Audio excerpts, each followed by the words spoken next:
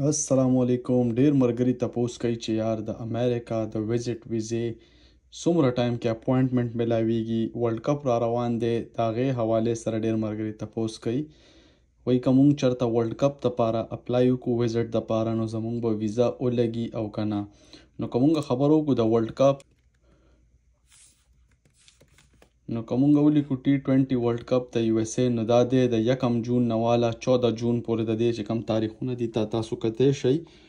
نو دا بالکل نامناسبه خبره ده چې ویزټ ویزا به دومره کم ټایم کې تاسو ته ولګي. هغه ولې چې کله تاسو دلته په دې ویب سایټ باندې راشئ، دا تاسو وګورئ دا د امریکا ویب سایټ دی. دلته چې تاسو سمپلی اسلام آباد ولیکئ نو دا تاسو ته ټول ډیټیل درکړي. دا چې کم سټوډنټ ویزې دپاره څوک اپلای کوي د هغې دپاره تقریبا 2 ورځو کې هفته کې هغې ته اپوینټمنټ ملاویږي او دا د انټرویو ریکوایرډ ویزټر ویزا د هغې چې کم اپوینټمنټ ټایم وي، اپوینټمنټ ویټ ټایم که ورته ووایو نو دا دی 365 ورځې.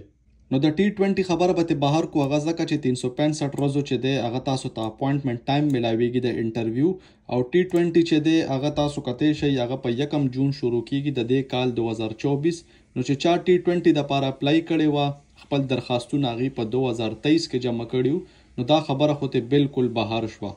هغه ځکه که تاسو چې دی میچ ته T20 ته اپلای کوئ اوس نو تاسو ته به اپوینټمنټ د 2025 ملاویږي او دا 2024 کې دی. نو د پلیرانو به پکې ودونه هم شوي او د پلیرانو به پکې بچي هم شوي، هغې به واپس هم ملک ته راغلي او ستاسو به انټرویو نه وي شوی، نو په هغه بیس باندې به تاسو ته ویزا نه لګي. او که تاسو ته څوک وایي چې یار دومره پیسې راکئ زه دله د امریکې ویزا لګوم، نو هسې ګپ در سره لګئ، غل دی، پیسې به درنه ووایي. هغه ځکه چې دا دوبۍ او سعودي نه ده چې بس چاله پیسې ورکئ او هغه به تاته ویزا ولګئ. دې کې چې دا انټرویو وي ټوله ویزا لګېدل ټول دارومدار چې دی هغه په دې انټرویو باندې وي. داسې که موږ د کینیډې خبره وکړو نو کینیډا کې چې هم تاسو د ویزټ دپاره اپلای کوئ دا تاسو کتی شئ visiting studying working temporary residence. داسې په دې باندې کلیک کوئ، تاسو دې باندې تاسو چې دی ویزټ ویزې دپاره اپلای کوئ آوټ سایډ کینیډا تاسو سلیکټ کوئ. دلته چې تاسو پاکستان سلیکټ کوئ نو دا چې تاسو ته پروسیسنګ ټایم درکوي دا 112 ډیز درکوي د ویزې د پروسس کېدلو ټایم. صحیح شو. همداسې که مونږ د دوبۍ نه چک کوو، دا د مونږ که دوبۍ نه چک کوو نو دوبۍ نه چې دا تاسو له درکوي 215 ورځې پروسیسنګ ټایم درکوي.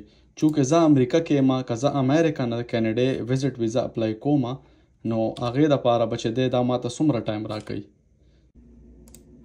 د امریکا نه به چې دی دا ماته 13 ورځو کې د کینیډې ویزټ ویزا لګوي.